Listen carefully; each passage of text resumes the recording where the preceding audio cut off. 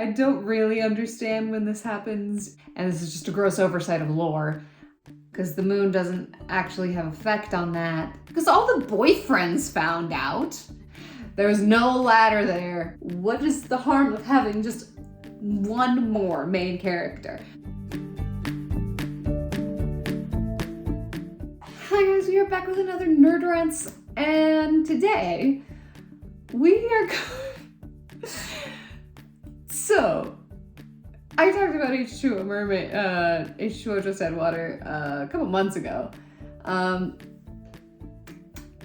There's a sequel series, I guess you call it, called Mako Mermaids.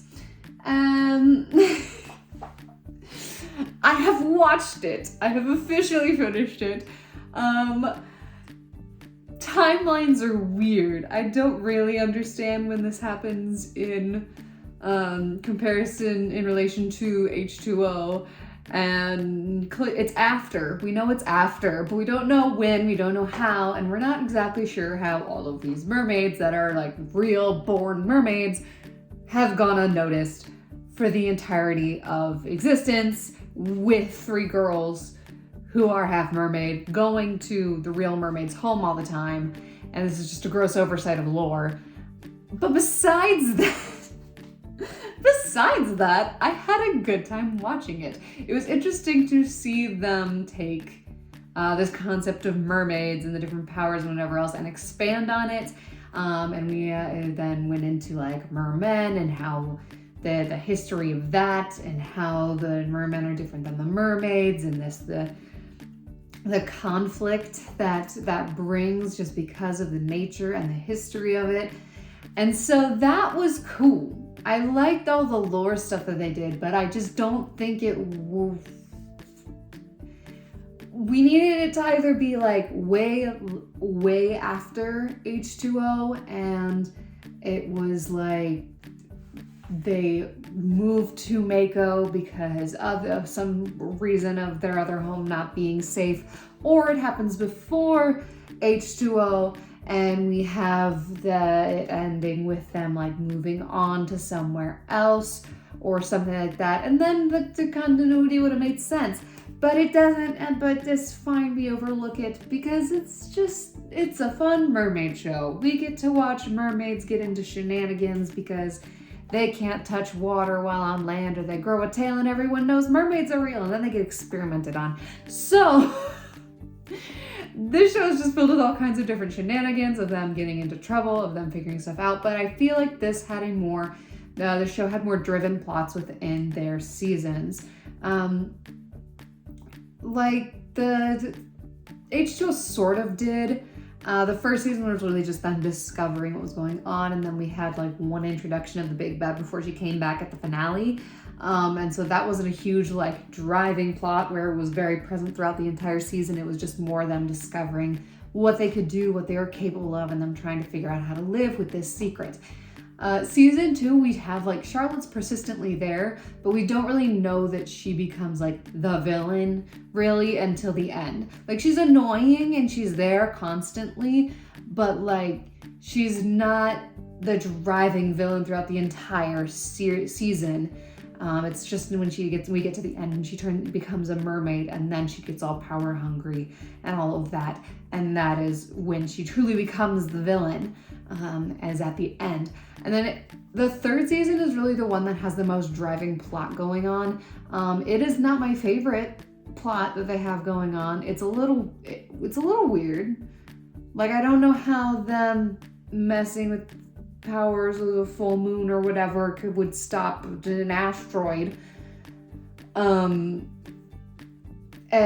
we don't really have any explanation for why the moon pool does things and how and blah, blah, blah, blah. So it's very unexplained. Like, it's cool and it's different, but it's probably the weakest just because there's not really any time to explain anything.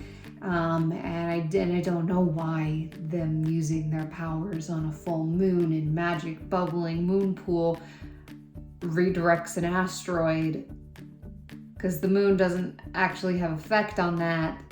But anyway, besides not fully understanding how they saved the world, it was okay. Honestly, full on wish some of the parents found out. Like, Cleo's dad, her sister, no. Kim didn't deserve no revelations, but her dad, I feel like her dad deserves to know, because she put him through a lot. It would be unfair to make him keep the secret from his now wife and her younger sister, but at the same time, I wanted him to find out. At the same time, because all the boyfriends found out, so like. But it's a little thing. It's a little thing. That is one fun thing. In this finale, the parents, at least of Zach, do find out. Or it's implied that they find out. We don't actually see him, do the revelation, but he's just like, no, I'm gonna tell him about my birth mother and where I came from and who I am. Like, they deserve to know that, because they took me in and they gave me everything. So the implication is that he does tell them that he's a merman. And goes, here is my birth mother. You didn't know you had a half fish for a son, did you? So that was cool. And I think that one does, work a little bit better than like Cleo's situation. But I do appreciate that at some point parents found out in this series. But anyway, yeah, I like the lore stuff that we get for like mermaids in general. In the first season, it's like, oh crap, this guy became a merman. And then exploring what happens with a merman and the history between mermaids and mermen, and that whole like kind of civil war that went on, and them coming to terms with the fact that maybe Zach isn't the worst guy, and Zach, after getting over like, oh my gosh, these girls who I had befriended as like human girls have lied to me, they knew about everything and whatever. And so he rightly feels betrayed. Goes a little over the top with it, but they're teenagers. But coming to terms with the fact that no, they're right, this is dangerous, and coming to terms with the fact that he needs to get rid of this trident. And then Cam coming in, being power hungry and, betraying everyone and trying to destroy the moon pool in the hopes that he'll get a tail. Cam was so annoying in the first and kind of the second season. He gets a bit of a redemption arc in the second season. But yeah, the second season we have Eric, who I didn't really trust from the beginning. Honestly, I was like getting such mixed vibes from him, even from the beginning. Like, I feel like you want me to like him, but I don't trust him.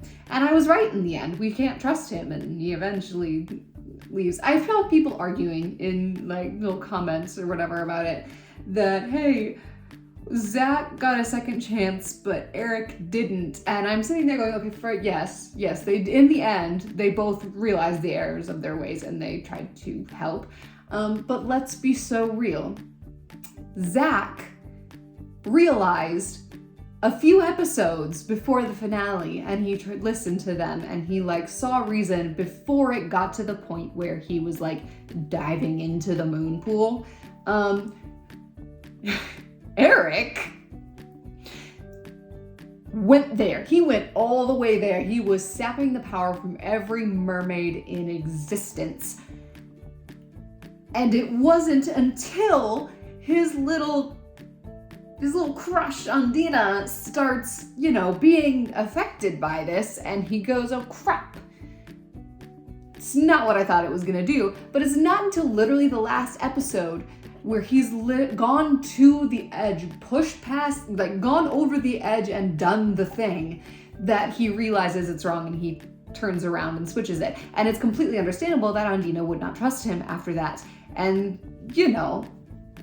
he's been heartbroken and whatever else, and nobody in his world of like the ocean believes him and trusts him anymore. So yes, he would leave. Whereas Zach did not do the thing. He stopped before he got there and realized, oh, maybe I should listen to them. And that is why I think he gets a redemption and Eric doesn't, because Zach stopped before he went over the edge and Eric jumped right over without hesitation and then tried to climb back up.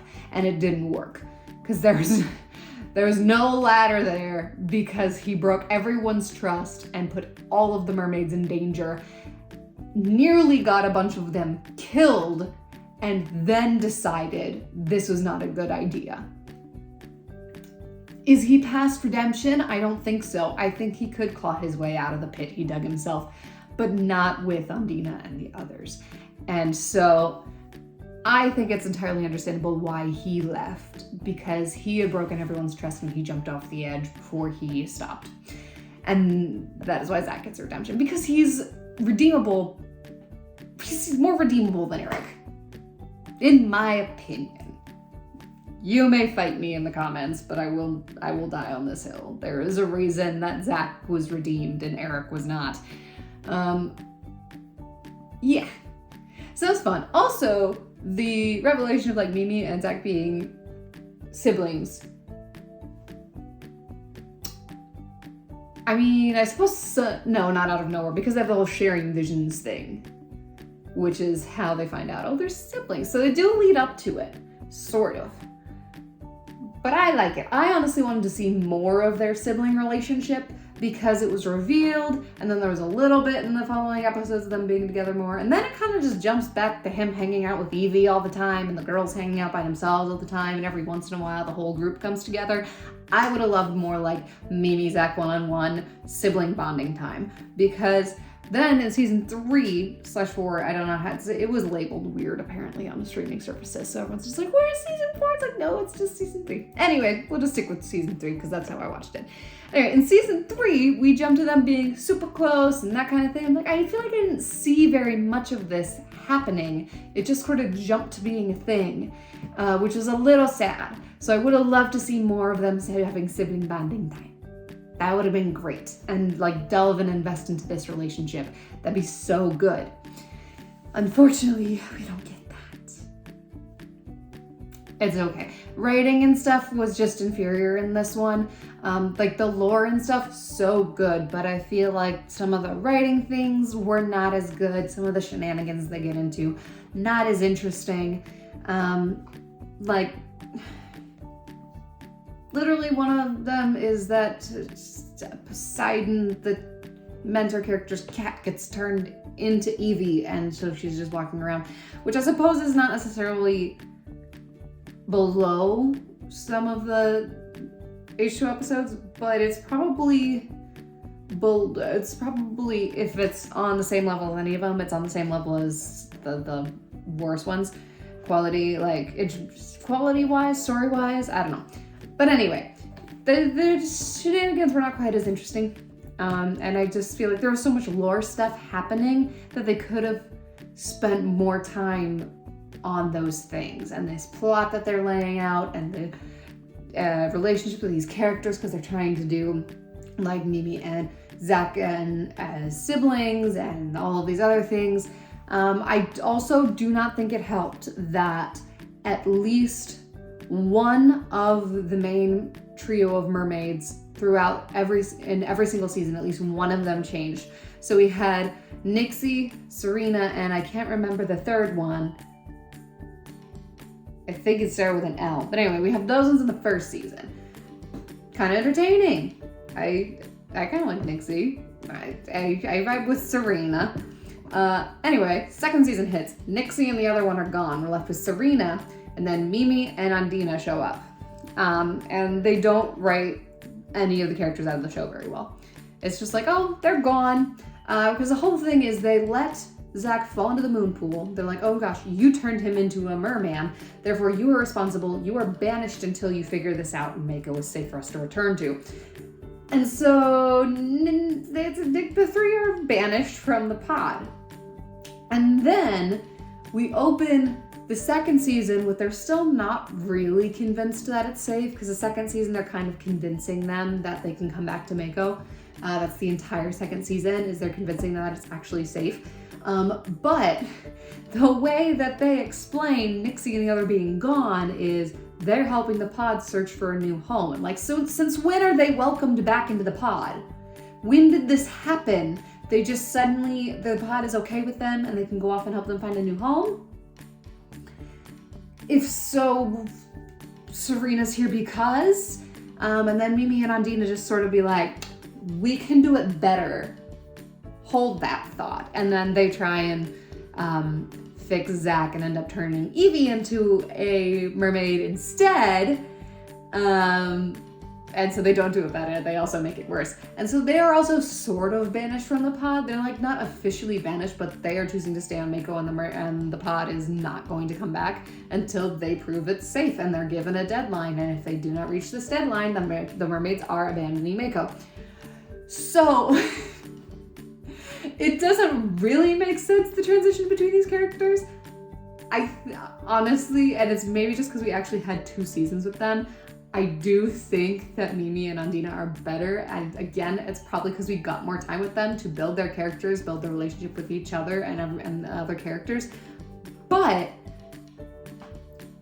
we could have just started with them. What happened between season 1 and season 2 that we lost the main 2 and got 2 new ones? And like, I don't know. I'm just curious how that works, because then at the end of season 2, we take Serena, who I've actually gotten attached to because she's been around for 2 seasons, and she has an actual, like, believable good relationship with with like David and the other, with Zach and all of that.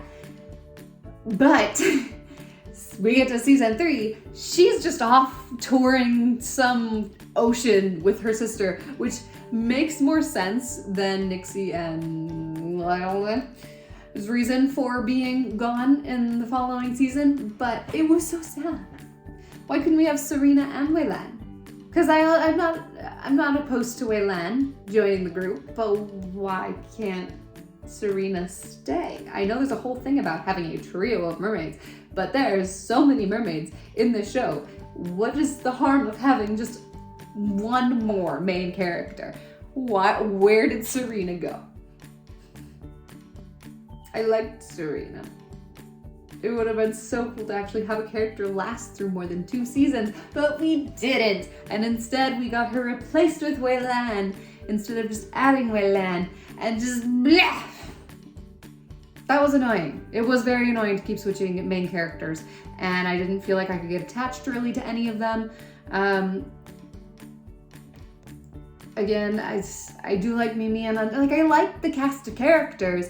I just wish they would have stuck to some or something because we kept changing main characters and it was kind of aggravating. But besides that, they did characters pretty well.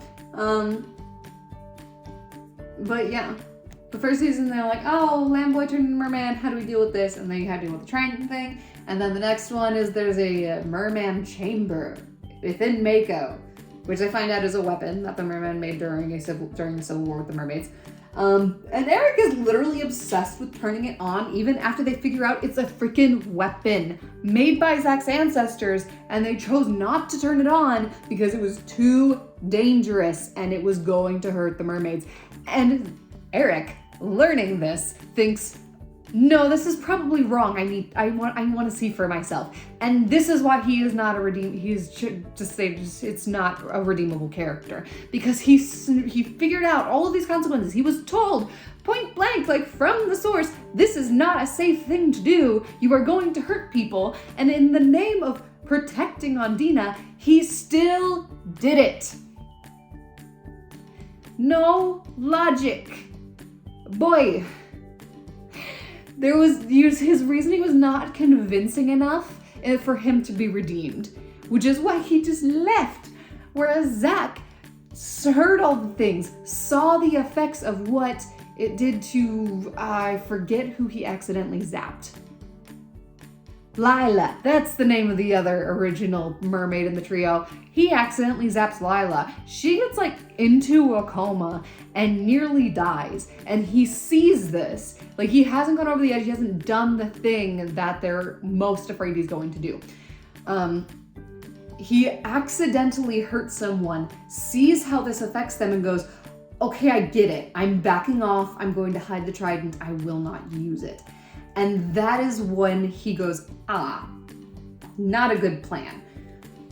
Granted, Eric never sees the actual consequences until they start happening, but at the same time, he is told by people who are smarter than him, who are older than him, who know more than him, that this is a weapon and you should not use it. And he goes, I'ma see for myself. And he almost kills all the mermaids. This is why he's not redeemed, this is why he leaves, and this is why I will die on this hill. Because he did not see logic. He just was blinded by his hubris and the fact that he could protect Ondina. And clearly, since that is his main goal, that is what the chamber would do. But no, that's not how that works. You cannot pick up a gun and expect it to do anything other than what it was made to do, which is shoot a bullet. And he is taking this weapon that has been told to him. It is a weapon. Told to him by someone who is aware of the situation, who knows more about mermen and the conflict and what happened on Mako between mermaids and mermen better than he does, who was like alive either for or right after this time, who knows from like first-hand information what all of this is, and you are deciding to ignore her and endanger everyone, including your girlfriend. Because in the end, he claims it was to protect Ondina. In the end, he is power hungry, and that is what he was doing it for, and to get power. And his plan was to use that to protect Ondina, but in the end, it's a weapon against mermaids. And how would you protect a mermaid with a weapon meant to hurt mermaids? Eric aggravated me, and not because he was supposed to. Like, we have Charlotte in H2O. She is meant to annoy you. She is supposed to be a very aggravating character. Actress does it so well. Eric is not. I do not think Eric is supposed to be an aggravating character, but he is so annoying. I was never on his side ever, even before we had the inkling that maybe he's not a great guy. Like, never on this man's side. Ever. The only upside is that he gets buddy-buddy with Cameron, and Kim still chooses Zach over Eric, and that is his redemption arc, and that brings us back to, Cam's actually great. His first season, he was not good. He was a negative influence on Zach. He was pushing him to do the whole thing with the trident. He was power hungry he wanted a tail, and Eric literally uses that temptation of giving him a tail, giving him everything he wanted in the first season, and he chooses Zach and that friendship over Eric. And I love it. And over Eric, over his dreams, over all of the things he was striving for the first season, that I like. Anyway, season 3. Season 3, we have Wei-Lan, who is an Eastern mermaid. I love that we also got more about like Northern, Southern, and Eastern. I think Western mermaids are mentioned, but not very much. But we get more lore about the different like cardinal direction of mermaids in this season, which is cool. So Wei-Lan, an Eastern mermaid, and she shows up, and there's just water dragon follows her. Oops. Water dragon that can steal mermaid's tail. So it steals Evie's tail, which in the end, let's be real, is good for Evie. Her dad's a diver, and like, poor man could not have quality time with his daughter because she couldn't go in the water. That is a situation where if in the end she still had her tail, I think she would have told her dad and been like, don't freak out. Please don't report on an experiment on me, but I have something to tell you. And then she could go diving with her dad and she could show him all of these things. It's like, that would be cool. Also, she lost her tail and they're like, hey, we can still hang out. I can still dive with you. And we never see that for the rest of the season. Like, you could have thrown just a random filler scene and Evie's diving with them, or you're just on the reef hanging out and scuba diving with them. Like, that would have been so sweet. But instead, she's basically hacked out of the season and she shows up every once in a while when the plot requires it. But beyond that, she just doesn't exist anymore, which is just sad, because Evie's fun. We like Evie. She's like the only character besides Zach and Cameron who is there for every single season. So what gives? It's sad. It's very sad. But, yeah, Water Dragon is kind of cool. The concept is interesting. Yeah, I feel like they spent a lot of time doing filler episodes in the third season, so when we got to the end of it, It felt very rushed. Them finding a solution and, you know, getting it and using it is literally take one episode to find it. And then in the episode right after that, the finale, they figure out the water dragon is Zach and Mimi's mom, figure out that the bracelet is actually going to heal her, not destroy her, get the bracelet, use the bracelet. Like, everything ends up getting solved in, like, technically those 2 episodes. And the only reason the second episode, the prior episode is necessary is because we need to find this bracelet and figure out what it is. And that is the only reason that episode is necessary. Also, reintroducing Ricky, which just throws a wrench into what the timeline is. And I'm just like, I'm not opposed to her making a cameo. That was kind of fun.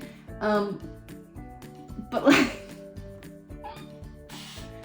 literally the only reason that episode exists is bracelet, reintroduce Ricky, so that then the second episode, the finale, can happen and we get the bracelet, get Ricky, figure out all the things about the water dragon, go use it, and then resolve everything.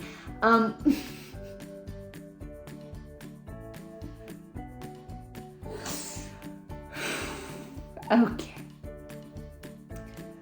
Yes, the ending was very rushed. I feel like they could have done a lot more leading up to it. We could have had, the whole episode where they figure it out. We could have had a whole episode with them getting the bracelet. We could have had them have more trouble figuring out how to use it instead of being like, it's like a moon ring, ha! And then it works. That would have been more fun. So like, the finale could have been like 3 or 4 episodes instead of 2. In my opinion, it could have been longer. Also, we have Mimi and I don't even remember his name, her love interest. I do not remember his name. It was a mid relationship. I didn't care too much. It was just not even close to being on par with Serena and David. Serena and David was like peak. I loved their cute little romance and how they were flirting back and forth, and they eventually figured it out and got to the point where he knew the secret and all of that. It was cute. It was a little sad that David found out the secret and then she immediately left to hang out with her sister and never comes back.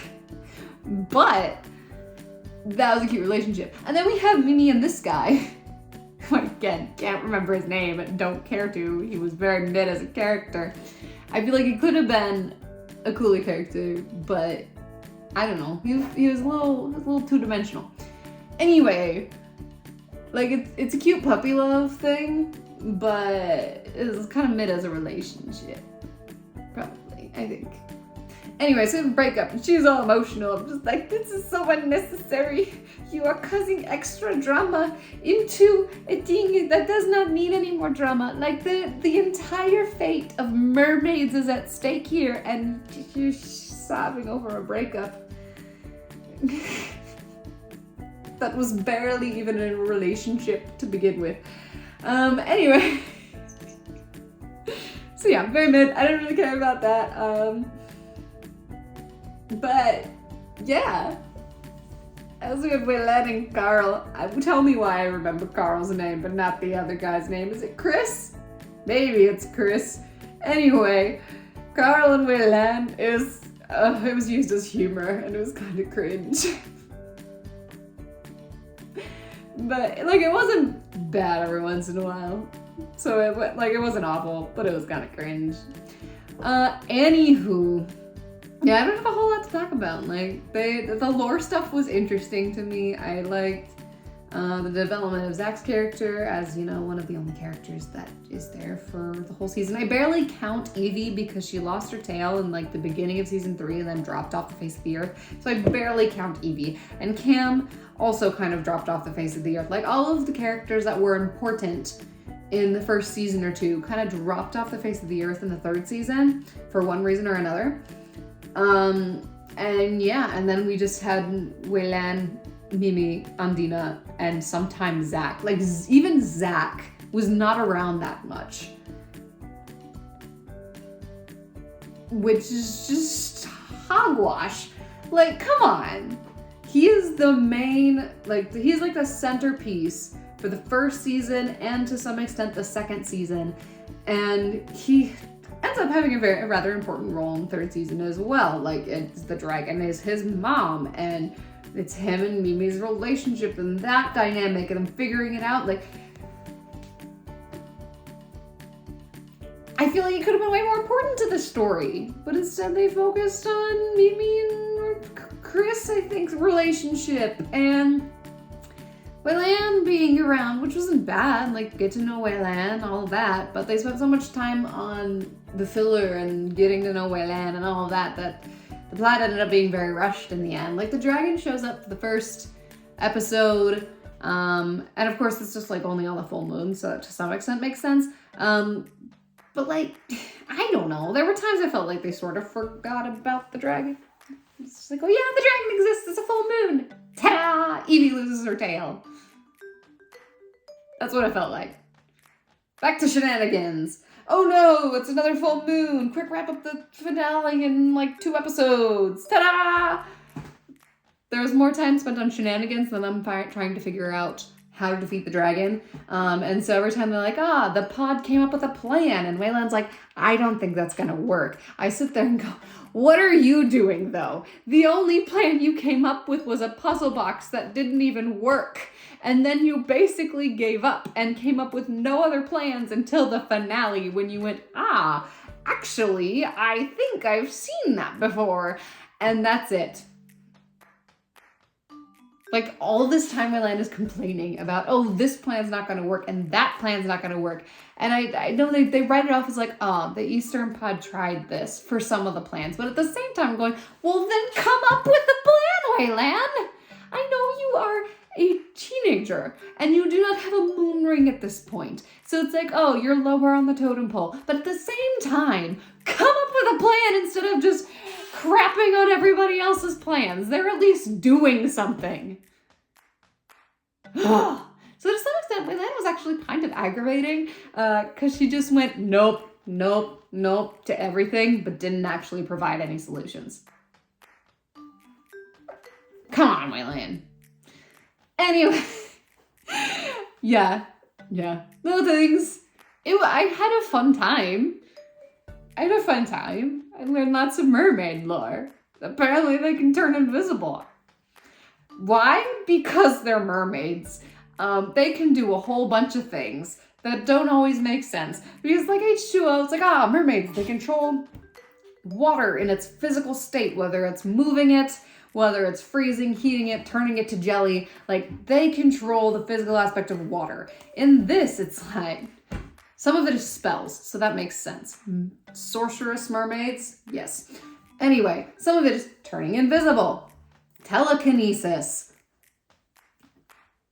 Did not make sense. Like, they started using telekinesis in the first season. I'm like, wait a second.